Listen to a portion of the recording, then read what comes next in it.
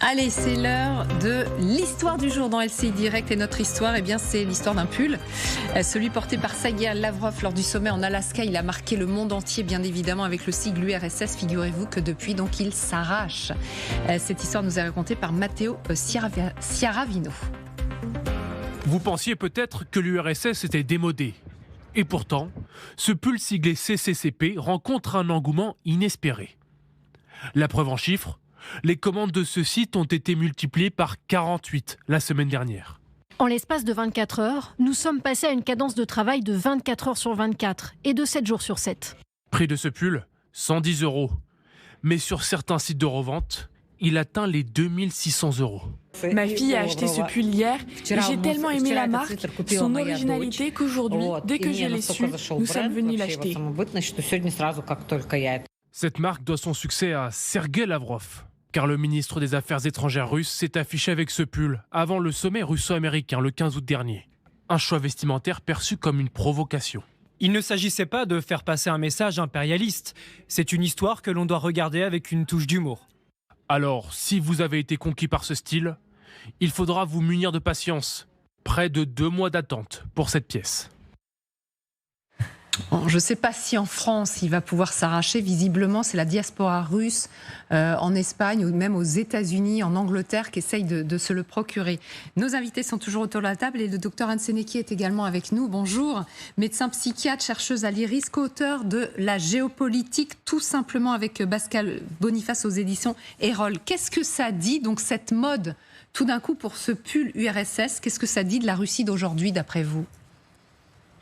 Ça dit plusieurs choses, mais la première à laquelle on doit penser, c'est effectivement la nostalgie de la grandeur passée, où l'URSS était à la fois une puissance internationale, crainte et respectée à la fois, et c'est justement ce qui blesse aujourd'hui au sein de la Russie, d'avoir été rétrogradée en tant que puissance régionale.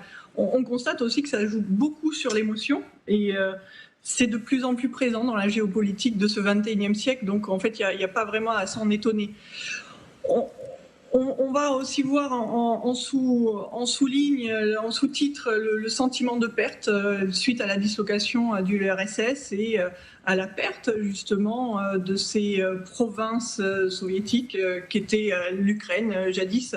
Donc en fait, ce sentiment de perte, il se base sur les deux précédentes, la nostalgie de la grandeur passée, l'émotion, le sentiment de perte suite à la dislocation de l'URSS, où on pourrait se dire que tout ça vient aussi illustrer le contrôle du narratif dans la société russe par rapport à ce qui se passe dans le conflit russo-ukrainien. Mais malheureusement, ça n'explique pas tout, ce contrôle narratif, parce que dans la psyché humaine, le ressenti a priorité sur le rationnel. Donc c'est vrai que ça, c'est ce qu'on peut avoir au sens individuel. Maintenant, ça a été magnifié c'est pas n'importe qui, c'est quand même le ministère des Affaires étrangères qui, lors d'une conférence internationale bilatérale entre les USA et la Russie, va porter ce sweat qui clairement indique, écoutez, moi, j'affiche sur ma poitrine que l'Ukraine fait partie de mon pays. Donc, c'est véritablement un pied de nez à cette volonté de... Oui, le message, il était clair. Il arrive en Alaska habillé comme ça. D'habitude, on le voit toujours en costume-cravate. Pour une fois, il n'est pas en costume-cravate, effectivement. Il y a ce sweatshirt et puis cette doudoune sans manches. Donc, c'est assez inhabituel de sa part. Et est-ce que vous le croyez? Dans notre sujet, on le rappelait. Et il disait, mais c'est pas du tout une provocation. Il ne s'agissait pas de faire passer un message impérialiste. C'était juste un trait d'humour. On peut en douter quand même. Oui, non, mais bien sûr qu'il faut en douter. Ça fait partie justement de la provocation déguisée. C'est le ministre des Affaires étrangères, c'est un sommet russo-américain pour justement tenter de trouver une issue au conflit russo-ukrainien. Et ce sweat, il fait référence à l'URSS, il fait référence au temps où l'Ukraine faisait partie du l'URSS et était une grande puissance, et de ce monde bipolaire où finalement l'URSS, comme les États-Unis, étaient les gérants du monde. Donc c'est aussi justement cette grandeur passée qu'ils essayent de retrouver en maintenant je dirais, le désordre dans la gouvernance mondiale aujourd'hui. Ouais. Donc non, c'est tout sauf une blague, c'est tout sauf un effet de mode et c'est clairement de la diplomatie pure. Avant, la diplomatie, ça se faisait dans les conférences, c'est vrai, mais beaucoup dans les couloirs. Aujourd'hui, ça se fait encore dans les conférences, c'est vrai, mais aussi beaucoup à travers les réseaux sociaux, les médias, et ça en est la preuve. Exactement. Oui, là, ce que vous êtes en train de nous dire, effectivement, les choses ont énormément changé. Chaque détail compte. Enfin, c'est même pas des détails, en fait. Oui, chaque détail compte. Et j'ai en tête, comme ça, rapidement, la dernière rencontre en début d'année de Vladimir Zelensky dans le bureau ovale, où il a été vilipendé parce qu'il n'est pas arrivé en costard-cravate. Et là, ils vont rebondir sur la même thématique, mais justement en imposant un autre style et en imposant le narratif. Nous venons pour négocier, mais sachez que l'on affiche d'entrée de jeu que nous ne négocierons pas. Et d'ailleurs, c'est ce qui s'est passé. Bon, Nadejda Koptepova, racontez-nous, parce qu'effectivement, ce qu'on voit à travers cet engouement, c'est la nostalgie, on ne va pas dire du peuple russe, mais d'une partie des Russes pour l'Union soviétique. Je sais que la première idée qui m'a tombée à l'esprit, c'était une blague. Et j'ai pensé peut-être, vu l'état de M. Lavrov, qui est bien, qui apparence plus en plus mauvaise, ce que je vois. J'ai pensé peut-être c'est déjà la maladie d'Alzheimer et peut-être il a oublié où il va parce que peut-être il a pris mauvaise pulle. Alors, mais certainement pas. Mais si, deuxième chose, si c'était pour, comment dire, la guerre de pub, la guerre de propagande, c'était bien mal joué parce que vous regardez ces deux lettres S et deux lettres S en russe. À l'Union soviétique s'associait avec SS, ces départements de nazis. S'il voulait montrer SSSR, URSS, il a montré SS. SS.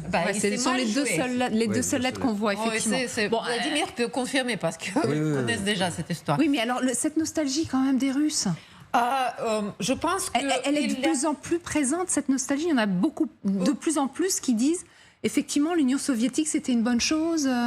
Je pense que, tout d'abord, vous êtes totalement raison parce que la génération qui gère aujourd'hui le pays, c'est la génération qui grandit à l'Union soviétique. C'est les gens de 40, de 50, de 60 ans, plus jeunes que Poutine. Et ils aiment cette période pas uniquement pour cette URSS, ils aiment sa jeunesse. On dit en russe qu'en notre jeunesse, les herbes étaient plus vertes. Ça veut dire les chansons, la musique, la jeunesse, tous les jours, n'importe quel pays, peut-être sauf Corée du Nord, mais je ne sais pas. Et une autre chose qui confirme mon idée, c'est que vous voyez sur le site de pub, c'est des gens jeunes. Ce n'est pas des gens de génération de Lavrov. Non, ça veut dire que c'est adressé à leurs petits-enfants. Donc c'est cette génération-là qui est plus nostalgique d'une période qu'ils n'ont pas connue. Oui, c'est ça, parce que cette génération qui grandit pendant Poutine et qui n'entend que bon de l'URSS, tandis par exemple que la société civile, nous qui étions responsables pour garder toutes ces choses mal qui appartenaient à l'Union soviétique, c'était société mémoriale qui est considérée comme agent étranger. Et alors, il a échoué, gardé cette vérité, l'a transmis pour cette génération. C'est pourquoi aujourd'hui on dit, URSS c'était bon. Et si vous parlez avec quelqu'un de cette génération, et quand vous posez des questions pour quelqu'un qui est très ordinaire, villageois, mais c'est quoi était bon au URSS? Le médecin était gratuit, l'éducation était gratuite, mais le réseau pour travailleurs d'usine était gratuit. Et moi je dis, écoutez, ce n'était pas gratuit parce que la plupart des pays étaient en goulag, qui travaillaient sans salaire. Et c'est à leur compte, vous recevrez tout ça. Est-ce que vous connaissez tout ça? Mais je ne sais pas, c'est politique, je m'abstiens. Ah, d'accord. Alors, il n'y a pas cette causalité. Ouais. Exactement. Alors, écoutez, parce que le pull, il les plaît tellement qu'il l'aurait plu également à Marco Rubio. Regardez, c'est une séquence qui a été relayée par la télévision russe. Quelques secondes avant le début officiel de la réunion, Marco Rubio fait soudainement un commentaire sur la tenue vestimentaire de Sergueï Lavrov.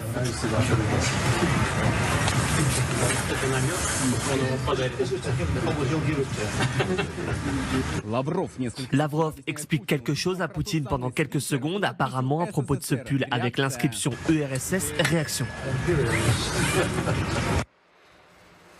Voilà, donc visiblement, ça a été un objet de plaisanterie entre Vladimir Poutine, Lavrov et Marco Rubio. Marco Rubio même qui dit à Sergueï Lavrov, j'ai bien aimé votre pull. Sérieusement, vous croyez vraiment que les Américains, ils ont apprécié la plaisanterie ? Mise à distance, d'utiliser l'humour. Et d'ailleurs, c'est ce que M. Lavrov dit, mais qu'il faut le regarder avec humour. Donc en fait, c'est plutôt malin et stratégique, véritablement. C'est de la pure diplomatie, finalement. Je mets en vitrine cela, c'est de la provocation, et en même temps, ça indique aussi l'état d'esprit dans lequel je suis, tout en mettant en avant l'humour. Et du coup, ça nous permet de mettre à côté la véritable problématique, de ne pas avancer sur ce pourquoi on est venu, c'est-à-dire essayer de trouver une avancée dans le conflit russo-ukrainien. Effectivement, merci. Aussi, il y a un petit détail que je voudrais ajouter peut-être, c'est que vous savez que la Russie contemporaine a rien d'être fière. Ni l'industrie, ni rien. Ni balai, ni rien. Donc la fierté, on va la chercher dans le passé, c'est un peu ça. C'est ça. Moi, j'aimerais bien que si Lavrov vienne en t-shirt au bureau ovale, ce serait bien de voir comment les Américains réagissent. Mais quand même, ça montre que vraiment, la Russie, moi j'ai parfois l'impression qu'ils vivent dans une autre dimension temporelle, plus proche des nations impérialistes de fin 19e, début 20e, avec cette société militarisée, chauviniste, et qui a perdu toute la boussole morale, si vous voulez, parce qu'il n'y a aucune complaisance. Par rapport aux Ukrainiens, déjà, c'est-à-dire ils soutiennent cette guerre, ils acceptent cette guerre, ils participent activement à cette guerre, et où le blanc devient noir, où le mensonge remplace la vérité, où il n'y a aucun principe moral. Et donc, ça montre aussi que ce sera difficile il faudra faire beaucoup d'efforts parce qu'il y a question aussi de responsabilité collective par rapport à cette Russie qui vit dans le passé, où la première fête, c'est la fête du 9 mai. Mais l'autre chose, quand même, ils sont modernes dans leur communication, et aussi, on voit bien qu'ils s'approchent, par exemple, de la Chine dans le sens du contrôle des médias. Aujourd'hui, comme en Chine, vous savez, WeChat, c'est l'application qui contrôle tout. Aujourd'hui, ils vont vers ça, c'est-à-dire l'État russe. Il essaye de reprendre technologie et donc contrôler la population russe avec l'isolement, avec plus d'isolement et plus de contrôle. L'URSS donc est devenue une marque à la mode comme les autres pour la jeune génération en Russie. Qu'est-ce que ça vous inspire ? Effectivement, ça veut d'abord dire que l'histoire négative de l'Union soviétique n'est pas restée dans les mémoires, ou elle n'est pas transmise, ou alors a été valorisée par l'éducation et l'instruction. En fait, on a reconstruit finalement l'histoire de l'Union soviétique. Je ne suis même pas certain qu'on parle du goulag dans les bouquins d'histoire, une question que je pourrais poser, que je n'ai pas la réponse. Mais non, c'est une jeunesse peut-être qui a besoin d'un passé qui la valorise. Et c'est un peu là-dessus que capitalise Vladimir Poutine. Il redonne de la fierté à la Russie et aux Russes, parce que pendant des années, ils ont été un peu mis, je dirais, pas à l'index, je parle bien avant de la Crimée, mais un petit peu comme, vous avez perdu la guerre en fait. Et c'est vrai, ils avaient perdu la guerre face à l'OTAN et à l'Occident, même s'il n'y a pas eu de guerre physique. C'est aussi un déclassement. Et quand on commence à déclasser les peuples, il n'y a pas qu'en Russie, ça finit par gronder. Et que quand on apporte des éléments de fierté, quels qu'ils soient, on adhère au phénomène de fierté, aux éléments qu'on vous apporte, en faisant abstraction de ce qui était mauvais. On ne garde que le bon, y compris s'il est reconstruit. Et je dirais que c'est ce qu'on a obtenu là, et que finalement, le jeune Russe qui n'a pas connu l'Union soviétique se dit finalement, il y a eu une période heureuse, aujourd'hui je suis malheureux, on a maltraité mon pays pendant des années, je ne suis pas reconnu, et j'ai l'occasion de revendiquer finalement mon appartenance russe. Et en fait, toute la propagande de Vladimir Poutine s'appuie là-dessus. Si on a encore il n'y a pas que l'argent qui envoie des soldats en Ukraine. Il y a quand même un certain nombre de soldats russes, pas tous certainement, j'en suis sûr, qui n'y vont pas que pour l'argent, parce qu'ils ont une certaine conscience de ce à quoi ils appartiennent. Bon, maintenant, vous allez me dire qu'il y a aussi cette jeunesse dorée qu'il y a à Saint-Pétersbourg et à Moscou, qui ne va pas forcément aller sur le champ de bataille. Mais c'est un autre sujet. C'est un autre sujet, mais c'est intéressant ce que vous disiez, parce que quand on regarde les prix sur le site, alors, comme il y a 2 mois d'attente, effectivement, il y a des reventes et ça atteint des sommes phénoménales. Sinon, le pull, il est vendu à 110 €. Ouais. Vous disiez que c'était plutôt des jeunes, on voyait sur les images. C'est aussi une certaine catégorie de population qui peut s'offrir un tel objet, non? Je suppose que ça peut être des jeunes qui commandent ce type de sweater pour leurs parents et leurs grands-parents. Vous savez que tu as besoin de faire cadeau, tu le fais. Aussi... Oui, mais est-ce que... Parce que là, on pense à Moscou et Saint-Pétersbourg. C'est trop cher. Oui. C'est trop cher, on est d'accord pour une partie des gens. C'est trop cher pour la population de la plupart de la Russie.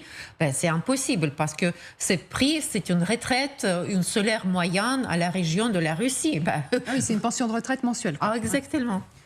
Pardonnez-moi, ça montre aussi qu'ils n'ont pas d'autre chose à mettre en valeur. Exact. Il n'y a pas d'autre chose à être fier.